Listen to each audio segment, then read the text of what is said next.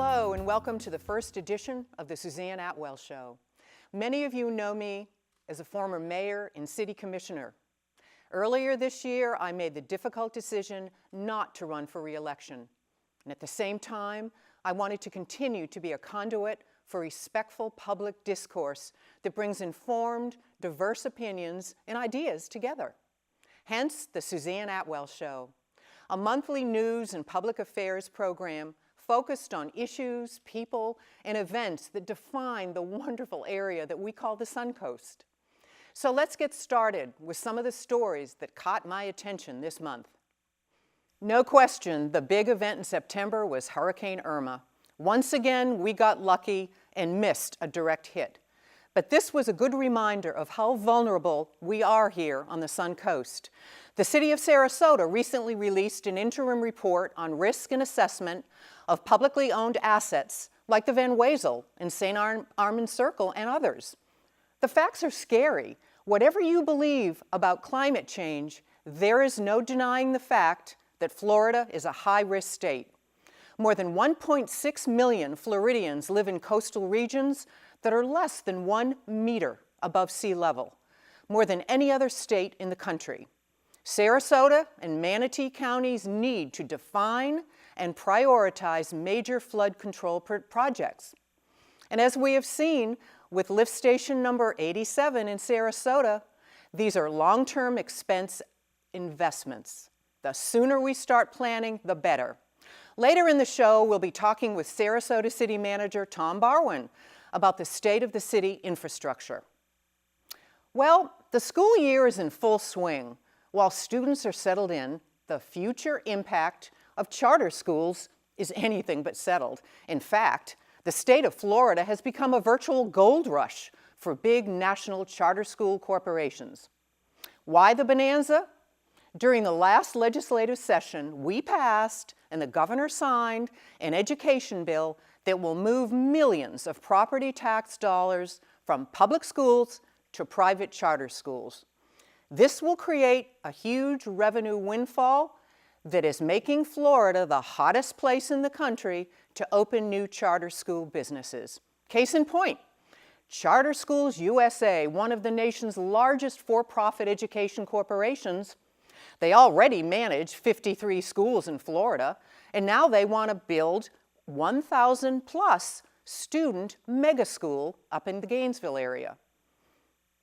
From schools to traffic in Sarasota, the latest, pardon the pun, a controversial turn at Gulfstream and 41. The City Commission voted unanimously to add another lane as you come off the Ringling Bridge and turn left toward Fruitville. The idea is to relieve bottleneck caused when cars come back over the bridge from the islands. This last-minute decision caused quite a stir during the commissioners' meeting. 11th hour changes by the Florida Department of Transportation and a group representing residents of the Barrier Islands caught our commissioners off guard. We have not heard the end of this one, folks. Just another chapter in the growing pains associated with the building boom that is going on in our downtown. Either way, you've got to give credit to the organizers on the islands. They have been relentless, and this is a big win for them. As everyone knows, we are in the midst of a devastating drug crisis in this country. Specifically, a public health epidemic caused by addiction to opioids. Locally, the impact on families, law enforcement, and healthcare providers is staggering. Sarasota and Manatee counties rank among the worst hit in the state in terms of per capita overdose rates. At a recent forum in Manatee County, the toll this is taking on children was discussed. Literally, a second generation is being affected. In 2016, Manatee sheriffs removed 513 children because of drugs. 86 of those involved opioids. This is perhaps the greatest health threat of our generation, and we cannot arrest our way out of this. The pharmaceutical companies who profit from these drugs share responsibility. Schools need to get involved, and more rehabilitation facilities are sorely needed. The eyes of the rowing world were focused on Benderson Park, where the World Rowing Championship was held.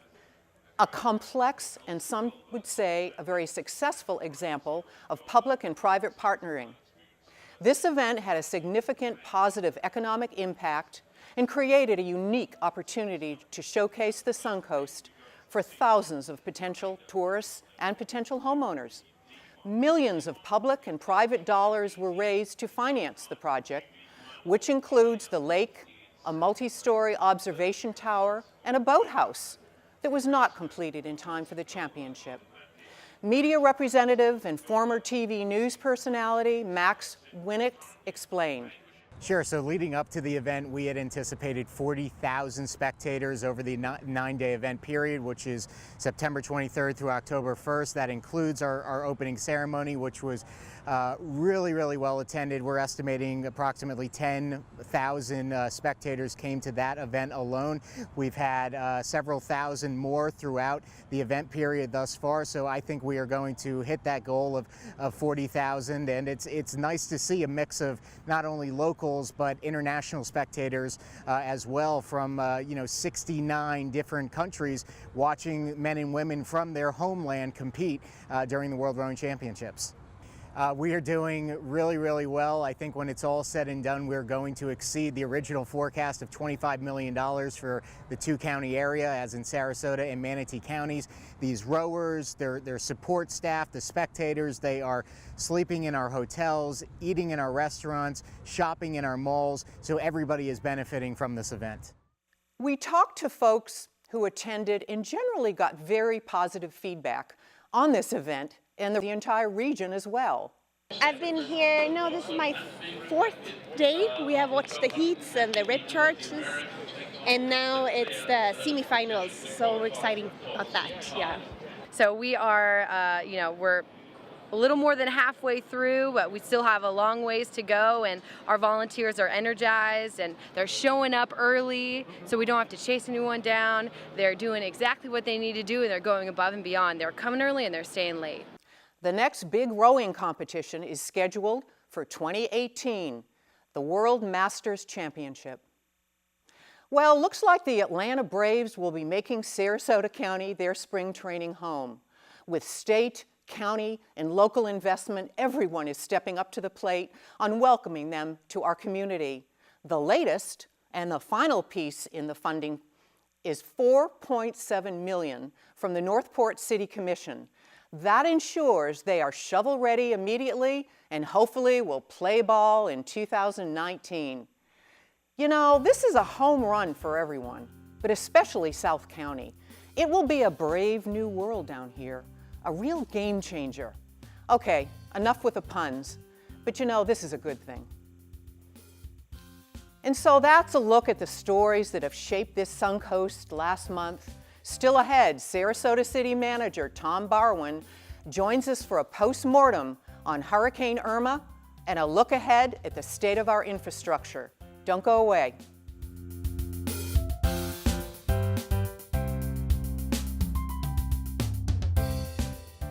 Welcome back, everyone. I'm here with Tom Barwin, City Manager of the City of Sarasota. We dodged a bullet again with Hurricane Irma, and a lot of people are asking, if we got out of this one, what are we going to do to plan for the future? Tom, welcome. Hello, it's Suzanne. Great to see you. Miss you. Great to see you. I've worked with you for Ditto. many years. Absolutely. Ditto. So we dodged a bullet. There are so many things to talk about as to how we move forward in our community with this weather event and what may come. What's your take on this and how the city's going to respond to this? Well, we're still cleaning up. We probably have another 3-4 weeks of cleaning up all the debris that's on our streets. In fact, we just did some measuring, and there's probably 2 years worth of yard waste and debris that we're going to have to collect over the next month. 2 years? 2 years worth in just this one event. Gust winds here went 80, maybe 90 miles an hour, we're told.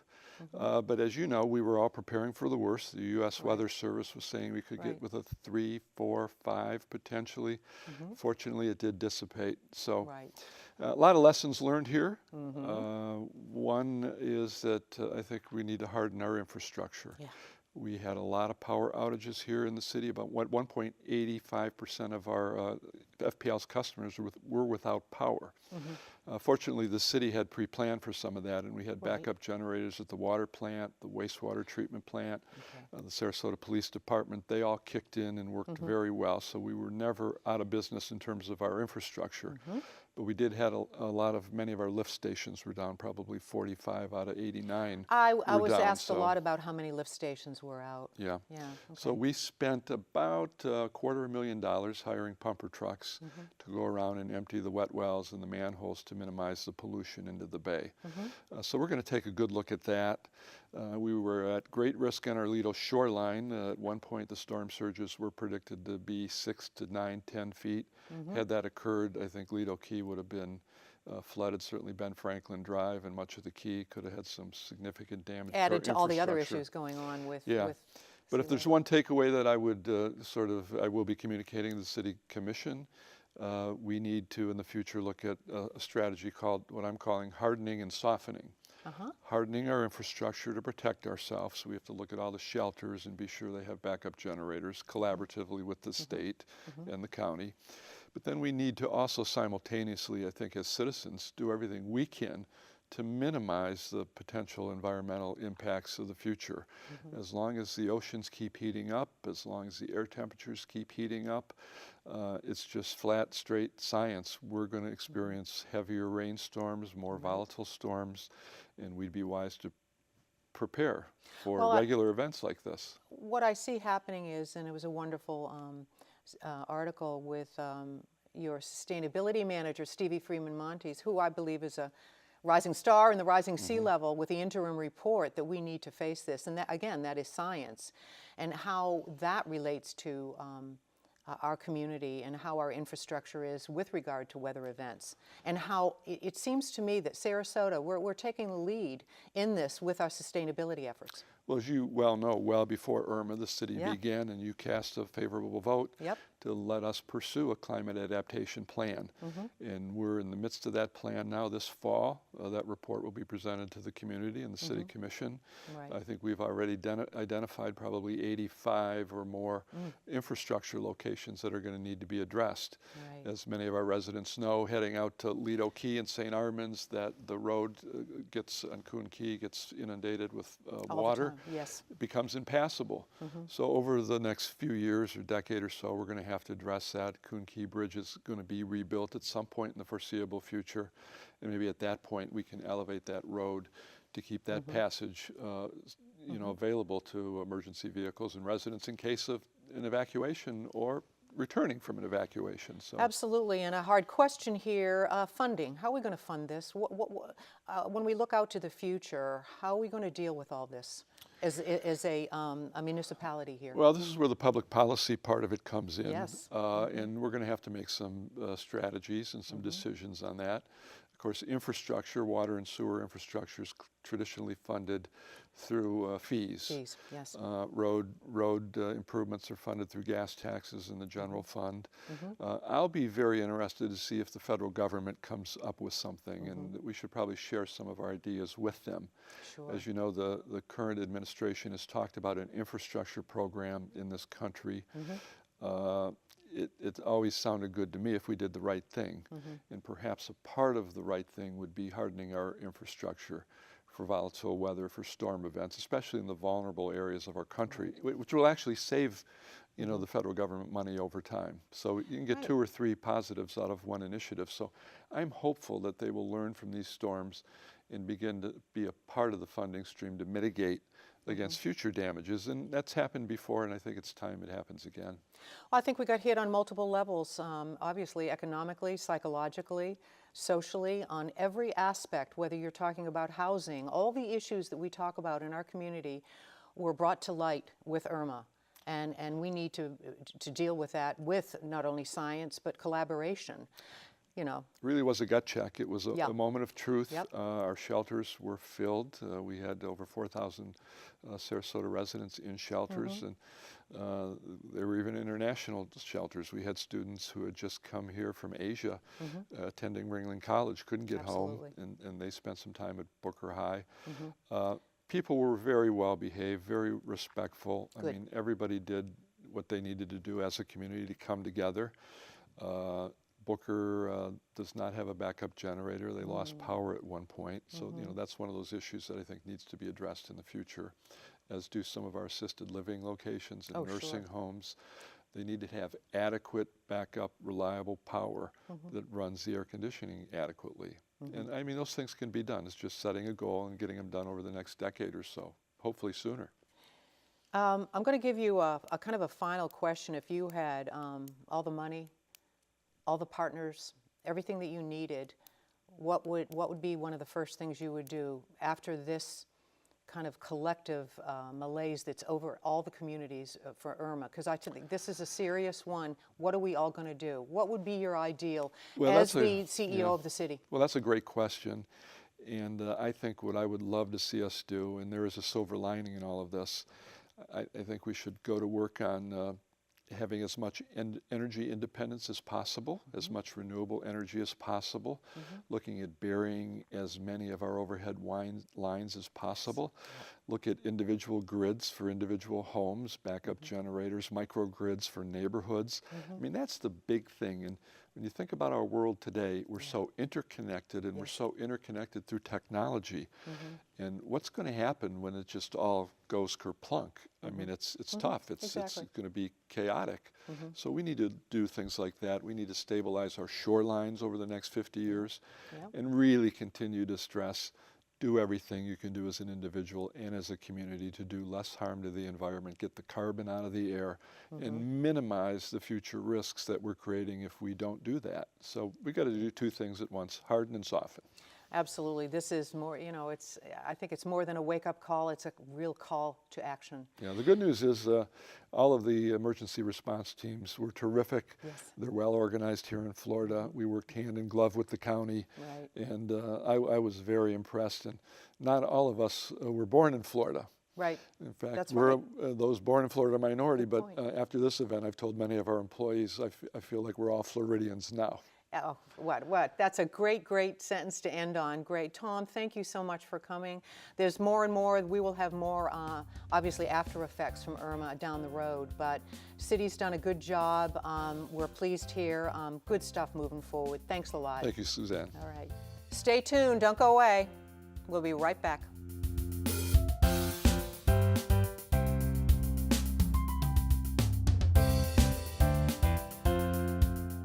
Welcome back, everyone. We live in an incarceration nation. One of the issues that I want to deal with over the next few months and probably few years is criminal justice reform in our community and what we're doing on a local level. I'm very pleased to have Barbara Richards, President, CEO, and founder of Project 180. Wonderful to have you here. Now, talk about what is Project 180 and what's your involvement with it? Project 180 is a prisoner reentry program. And if you are taking a look at the spectrum of involvement with the criminal justice system, we deal with a very specific section of that spectrum. So we talk about reentry, we educate the public, and we provide services for individuals who are reentering. How did you get involved in this? How did you lead up to this and your views on what's going on? I remember a quote you had that oftentimes we incarcerate more than we correct a lot of our offenders. Yes, I think that is a function of lack of a budget, for preparing people for reentry. How did this begin? Project 180? Yes. Well, it actually began in 1997. That was the seed, when I was listening to an NPR show. And the show was on the literacy levels of individuals who are incarcerated. And the statistic that I heard that just prompted me to action was that for every one black man in college at that time, there were 5 black men in prison or jail. And for every Latino man in college, there were 3 Latino men in prison or jail. And I just thought, that's not the country I grew up in. I thought everybody had an equal chance. I really believe in the Pledge of Allegiance that, we're saying there should be justice for all. So I began volunteering at the San Francisco County Sheriff's Office I was living in Sonoma County at that time. Oh, yes. And they put me in charge of a men's support group, which I ran for 2 years. Oh, how interesting. It's A men's fascinating. support group. What was that like on your first entry into that situation? My first experience was walking in to a very small room, no deputies in the room. There were 12 men there, and the woman who was outgoing said, "Barbara, would you like to introduce yourself?" And 12 faces turned my way, and I knew that I had to catch their interest right then and there, or it would not be successful. You've got their response. I did, and it has. Some of these folks I'm still in touch with. What has been the response via the administration or other entities, and how they responded to you taking this on? How did that parlay into other things as you moved along? I came here because of a master's program in criminology and criminal justice at Florida State University. And at that time, the fact that a woman wanted to be involved in the criminal justice system and work with men was seen a little suspiciously. Right. But things have changed quite a lot. Yes. And as I came to Sarasota, and we actually incorporated as Project 180 as a Florida nonprofit, things have changed quite a bit. And I think that there is a great awareness now that we need to reform the criminal justice system, that partners are welcomed into the Department of Corrections to offer different programs, and as well at the local jails. We're in 5 counties right now, in 3 prisons and 3 jails. So what are the 2 or 3 main skills that a lot of these offenders need to have so that they can reintegrate and stay out of the system, or while they're in the system, get educated? What are the 3 main things that they need to get up to snuff on? Wonderful. Housing, employment, and support for sobriety. Makes Those are sense the to 3 me. top Absolutely. ones. What is the term, why do you call it Project 180? Well, Project 180, the name came about because we wanted individuals to, provide the opportunities for individuals to turn their lives around. But it also has to do with the way society treats individuals who are coming out. So we want society to change its behavior and reduce the stigma for individuals who are returning to our communities. They're our neighbors. Absolutely, sounds wonderful. We need to end this now, but boy, I'd like to have further discussions about this. This is an amazing field, and it's growing and growing with criminal justice reform and all the partners in the community. So hopefully we can get you back sometime. That's wonderful. And if anyone has any interest in reading more about it, we're in the Yes. September issue of Sarasota Magazine, so you can catch up about the subject as well as Project 180. Absolutely. And Cooper Levy Baker's wonderful Absolutely article. wonderful. Thank you so much. Thank you, Barbara Richards, head of Project 180. Thank you so much. We'll be right back.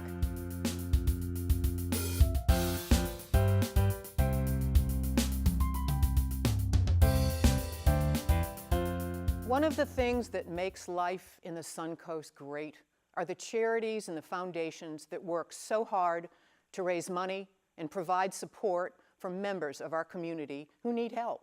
Our first spotlight event for October is Tips for Tales on October 11th. From 5:30 to 9 p.m. at the Polo Grill in Lakewood Ranch, celebrity bartenders, including yours truly, serve up your favorite beverages with tips going to the area's premier dog sanctuary, Dante's Den. Dante's Den is truly a very special place for dogs, and in the true sense of the word, it is a sanctuary. But it's a sanctuary both for the dogs and their owners, because we have many different programs out at Dante's Den. We have the Semper Paw that takes care of military personnel's dogs when they go on deployment, or first responders. And then we also have our Lifetime Care. And this is for people who feel that they may have their dog outlive them, or an illness will prevent them from taking care of their dog. The Key to the Cure holds Party with a Purpose on October 12th at Saks Fifth Avenue at the University Town Center from 5:30 to 9. Benefiting Sarasota Memorial Healthcare Foundation, the event features food, beverages, and of course shopping. October 19th, start your day with a Healthy Start Breakfast of Champions. Beginning at 8:15 at the Van Wezel, it's completely free. The event recognizes key stakeholders and partners who help make Healthy Start the great place it is. Dedicated to improving the health and well-being of women, infants, and young children, Executive Director Sean Ewens explains it takes a village to make a difference. Well, I think a spectacular thing about Sarasota is that we cannot function in our own silos. We have got to have community partners to work. We've got to have communication. So if I have a mom come in that is addicted to drugs, we want to make sure that that baby is born healthy. I can't do that on my own. I need to contact my partners at First Step. We need to maybe get her in counseling with Coastal. I need to get the Sheriff's Office involved, or DCF, or the Safe Children Coalition. So to me, in this community, it takes a village, and that is one thing that we're so lucky for to have. And the annual United Way report on working families struggling to stay out of poverty is out now. The so-called ALICE report, or Asset Limited, Income Restrained, Employed, highlights serious social challenges for our community. Over 50,000 of the households in Sarasota County each month must make difficult decisions as to what to fund and not to fund. Do I pay for this component of education? Do my children go with a lesser quality of food? Do I suffer with medications, et cetera, et cetera? And those are difficult decisions. And for about 18,000 households in Sarasota County, they are at or below the poverty level, which means that they're within $400 of an unexpected expense and losing the house that they're in. And so the point that I was trying to make was there was a time when people thought of caring for the less fortunate as something for simply the government or for churches and synagogues. But in Sarasota County, we are so dependent upon our service workforce, those that are in those ALICE households and those that are at or near poverty, that if they do not have the proper early care and education for their children and safe and affordable, reliable housing, then our entire economy is going to be in jeopardy. So it goes beyond just that, that moral obligation, and it really rises to the level of what I believe to be the most pressing economic challenge that Sarasota County faces. If you want to help the United Way, you can go to their website, unitedwaysuncoast.org. Hey, that looks like fun, and it's for a good cause. Thanks so much. Remember, you can always find us online, Facebook and YouTube at Suzanne Atwell Show, and our website, SuzanneAtwellShow.org. We leave you tonight with a look at the sights and the sound of the Sarasota Sailing Squadron, their Labor Day regatta, as seen through the lens of local photographer Barbara Banks. See you around town.